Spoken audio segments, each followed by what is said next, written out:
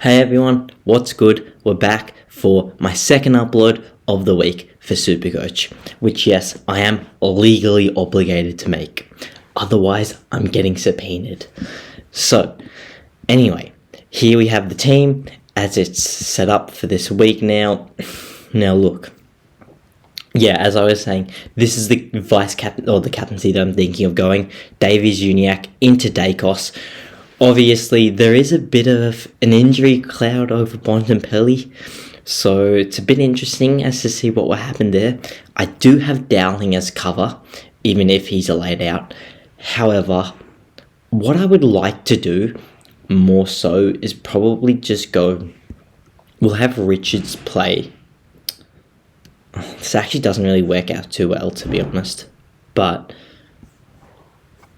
if Richards plays in this 4:35 game, which he is, hopefully he's not sub, then we'll just put him on the bench and then we'll trade, we'll not trade, we'll put Flanders, we'll sub him in instead of Dowling. No, instead of Kynan Brown, who won't play.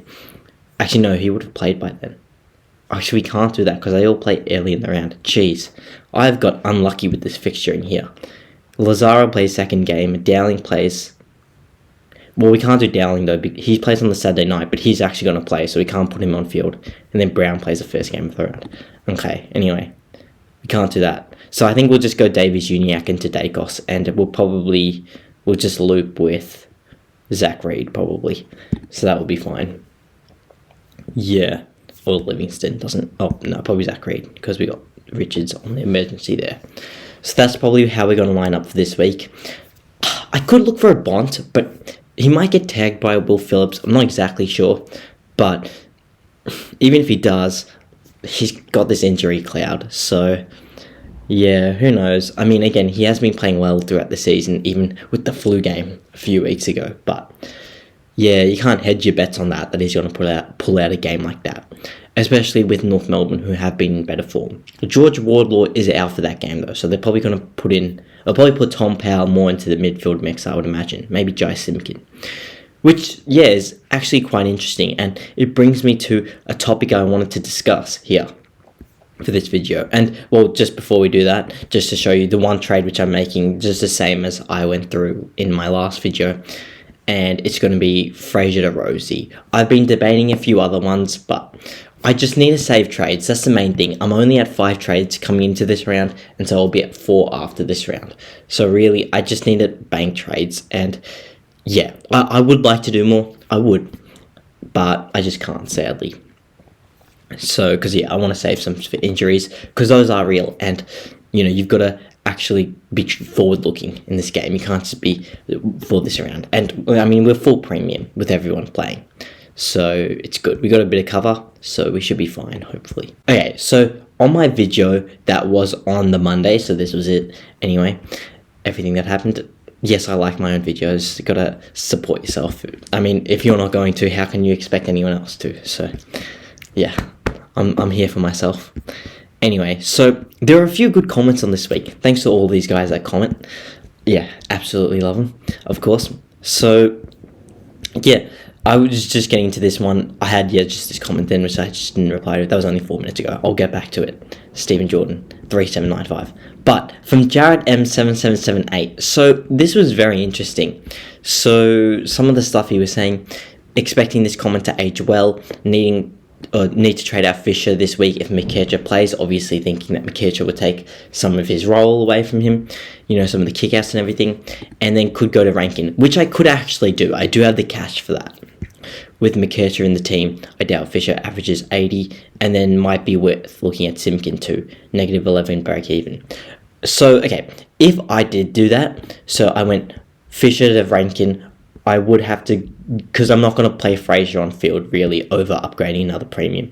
So I would go Fraser to Simpkin, and then I'd go Fisher to Rankin. Which, I mean, technically means I am full premium. I just don't really know if I want Jai Simpkin, number 1. And number 2, probably the more stronger thing out of anything, is it puts me down to 3 trades, which I just don't want to do right now. If I had probably 8 trades coming into this round, or even maybe 7, maybe even 6, I probably would look to do something like that, but I just don't have the trades right now. So I'm going to have to conserve. But it is actually a really interesting discussion that we did have here. So I think it is. I think it is quite interesting. And then he was saying down here, yeah, extra cash could get me to could allow me to get Will Day if I just went Fisher to Simpkin.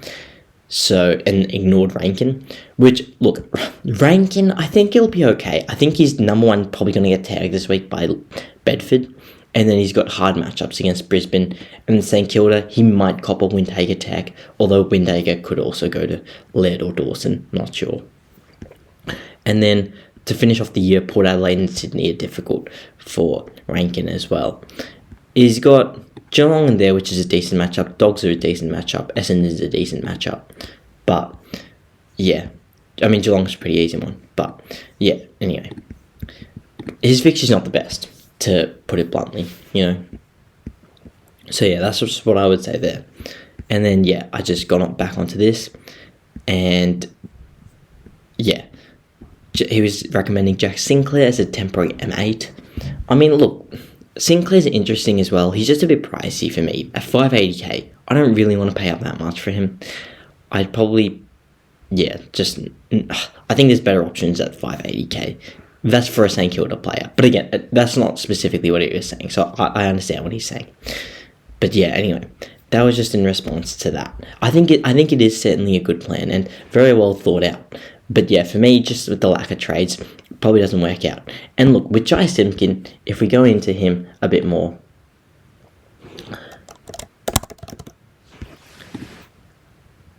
so Jai Simpkin, like, look, he scored well against West Coast and Melbourne, two very out of form teams right now. So it's like, do you really trust him? Do you? I personally don't. His run from here gets pretty tough, you know, for the next 4 weeks. Then Geelong's on the easier side, same as Richmond and West Coast. So he's got 3 easier games here. But I mean, he's got 4 hard games before that. And then two decent games to finish off the year. Well, I mean, Western Bulldogs twice. So maybe Western Bulldogs is hard, maybe it's alright. Anyway, it's okay. But yeah. So that's pretty much that. I'd probably look to avoid Jai Simpkin. I mean, even if we just look at it, his stats have increased a lot, and if we take a look at his CBA time, again, George Wardlaw's going out this week, so maybe that helps Jai Simpkin. It could. It definitely could. I think as a spare on your bench, you know, having him at F7 or M9, I think it works out very well. But he does have midfield status, doesn't he? Yeah, he does. But for, yeah, just an F6 or something like that, I probably wouldn't look to have him. But he has been in the midfield more. Although he did have 60%, 54% in round 6 and 7. What did he do there? 67, 61. So, yeah, I don't know. And I mean, again, North Melbourne have been, they won against West Coast and they only lost by a few points against Melbourne. So they've been competitive recently. Maybe that will continue. It definitely could. But especially against teams like Sydney and Carlton, you would expect them to get beaten pretty badly. Maybe Gold Coast and Western Bulldogs, they can definitely hold their own, though, for at least the majority of the match. We'll see. And yeah, I once again have the top 10 highest scoring players, which is crazy for the season, on total points. Max Gawn's the number 1 scoring player. Yeah, that was crazy. But anyway, and then yeah, I have the top 9 on average. Few out here. I mean, looking at this, yeah, Matt Rao's down. Like, Matt Rao was, like, top 3 or something. Now he's way down. Anyone else here, I would go. Jack Steele was in the top 10, so he's way down as well. 3-round average, yeah, DeConning has been massive recently. Again, Sinclair has been going very well. He has been. He certainly has been. But yeah, on some decent hard matchups as well. Gold Coast isn't the easiest. Brisbane, 135, they're tough as well. So he's been going well. But, I mean, it doesn't really get easier for him now. Port Adelaide, Sydney. So, yeah. I mean, I'm sure he's going to be a decent pickup if you wanted to get him. Like, I'm not saying that he's going to be bad or anything. I'm sure he'll be good. But, like, if I get him, I've got to trade out someone for him. And who would I trade out? You'd probably say maybe a Nick Martin. But Nick Martin's actually got a pretty decent run for the next few weeks, if we look at it. So he's got Geelong, who are pretty easy, Collingwood, who are also on the easier side, Melbourne, who are on the easier side, Adelaide, who are on the easier side, St Kilda, who are on the easier side. Or St Kilda are a decent matchup, and Fremantle away from home are probably on the easier side. At Fremantle's home ground, Optus, they're probably tougher, but given it's going to be in Melbourne, probably a bit easier. Gold Coast away from home could be a little bit easier, and then Sydney and Brisbane are difficult to finish the year. I mean, so you could probably trade them out going into round 22 for someone that's in form, just seeing whoever's in form at that point in time. But for right now, I'd probably look to keep Nate Martin. If I was trading out any of the defenders, it probably would be Luke Ryan. It would have been so good to trade him out 2 weeks ago, capitalise on the 660k that he was. But not to be. But look, I would trade him out, but he's got like four, maybe besides Hawthorn, but Richmond, Melbourne, West Coast are 3 pretty good games there. 3 and 4 matches there. He's got Sydney this week, which will probably be tough. What did he score against them last time? 111, so not the worst. But again, I know that game he did farm kicks in like the last quarter. So look, we'll see how it goes again.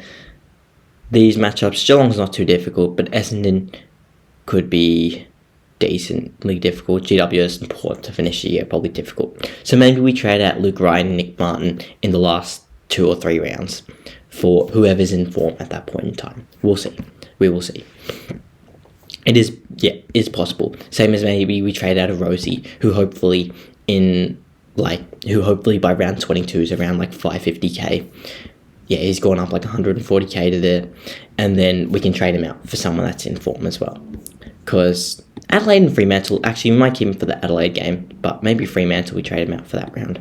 Again, depends on injuries. If we've got the trades, but yeah, that's counting on no one getting injured. Which, I mean, usually there is people that do get injured. So yeah, ruck cover wise, Vicentini has been an emergency now. This is the 3rd week in a row that he's been an emergency for. So potentially he could get into the team for this week. I'm not sure. They're on the Sunday, so they haven't fully announced the team yet. They've just got the extended squad.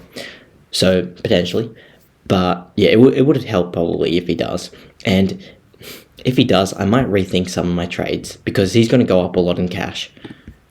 Especially if he plays well. I mean, St Kilda are going in with 2 rucks, Rowan Marshall and Tom Campbell. So maybe Port Adelaide look to as well. I'm not sure. Because again, Evan Soldo is out now. He's injured. So I think he's out for another 3-4 weeks, something like that. So yeah, bringing in another ruck, maybe they do choose to do that. Port Adelaide to go up against St Kilda's 2 rucks. Not completely sure. But I mean, yeah, we'll get up to 240k. I mean, that's just a projected score 53, and we'll get up to 240k in 2 games. And he's averaged 84 so far. So there's definitely scope for him to go up even more, realistically. So yeah, I mean, he plays 2 games, he could certainly get up to 280k, really. You know? Which, yeah. Then, I don't know, we might just hold him for ruck cover. Because, yeah, we don't have like a loop with Jackson or anything, which some teams may have. But, yeah, we'll see. We'll see. What is Luke Jackson priced at, I wonder? He's probably not too expensive, but 501k, you probably got a high break even now, higher for what he's been doing. Yeah, average dip below 100 once again now. So yeah, it is what it is. If we just look at trades for the last time now, yeah, a lot of people going Rankin. Very interesting. So yeah, I mean, obviously I've just been talking about him, but yeah, that's interesting. Simkin, 6% interesting. Yeah, Caldwell. Yeah. And Lawson Humphreys, I did see that he got named. Yeah, he looks like a decent prospect. He does have some decent VFL stats if you've been checking those. So, yeah. I don't really trust the job security, though, to be honest. So, yeah. I'll go with Rosie. Kearno, again, I've got Kearno now, so I'm happy with him. Hopefully he kicks a bag against Richmond. I think it sounds like he may be up against the first gamer, Jacob Blight, if he gets named. Which I think he got named in this squad. But, yeah, I mean, I can set him up. Blight. Yeah, he got named in their squad. But, again, they haven't fully announced the teams yet. Because I think, Tom Lynch is out for them, so they might put Bolter forward, and put Blight to fullback. So, I mean, he'd probably go to Mackay anyway, rather than Kearno. But, yeah, Canna could potentially face in this game. So that would be good. That would help. I mean, he had here 13 touches for 118. He did kick 5, obviously, and 2 behinds. So, yeah, 4 free kicks, 4, and 3 tackles. So, pretty decent. Only the 2 marks as well, because he had a lot of free kicks to get them. But so, yeah, that's pretty much that. That's what we're looking at. Any other options? I honestly think Gordon's probably a good captaincy option if you wanted to go him as well. But I think I'll probably just go LDU into Dacos. Maybe Bont. I'm kind of feeling a Bont after a week off. But again, he's under an injury cloud. Maybe it's just a Grundy. It's a Grundy VC. Or maybe it's a Zorko VC tonight. I wonder how many people are going him. Let's just check captaincy choices.